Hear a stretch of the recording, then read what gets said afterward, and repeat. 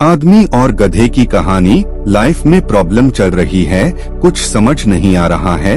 अगर सपनों के शहर में हारने का मन कर रहा है, सब कुछ छोड़कर नॉर्मल जिंदगी जीने का मन कर रहा है, तो ये कहानी आपको हिम्मत देगी और इस छोटी सी कहानी से आपको काफी कुछ सीखने को मिलेगा। यह कहानी है एक आदमी और एक गधे की। इस कहानी को ध्यान से समझना, क्योंकि यह कहानी आपकी सोच बदल देगी। एक आदमी एक जंगल से जा रहा होता है। उसके पास एक गधा होता है। थोड़ी दूर चलने के बाद वह गधा एक गड्ढे में गिर जाता है।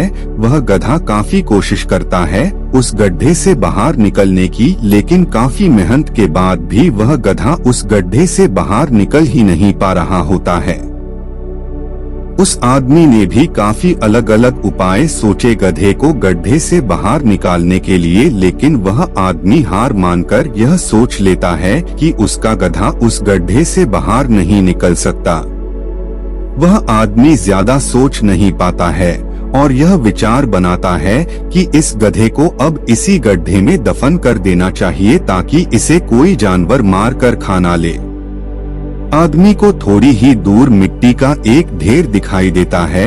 वह आदमी मिट्टी के ढेर से मिट्टी लाकर उस गधे के ऊपर डालता है, लेकिन कमाल की बात तो ये होती है, गधा दफन होने की बजाय मिट्टी के सहारे ऊपर आने लगता है।